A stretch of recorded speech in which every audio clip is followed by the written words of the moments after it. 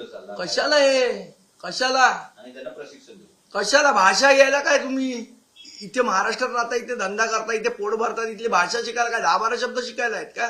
ते युपी मधनच शिकून या. जर इथे पोट भरायचं आहे ना तर उत्तर प्रदेशमध्ये मराठी कंपल्सरी करा.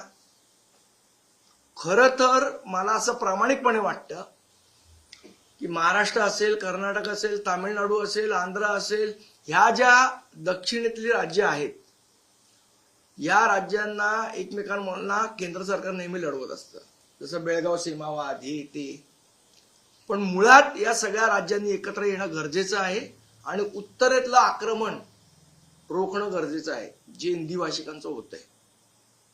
ही आजच्या काळाची खरी गरज आहे. आपापसातले वाद विसरून या सगळ्या राज्यांनी एकत्र येऊन हे उत्तरेतलं आक्रमण रोखावं लागेल, नाहीतर इथल्या ज्या स्थानिक भाषा आहेत यांच्यासाठी धोका निर्माण होण्याची ही वेळ जवळ आलेली आहे.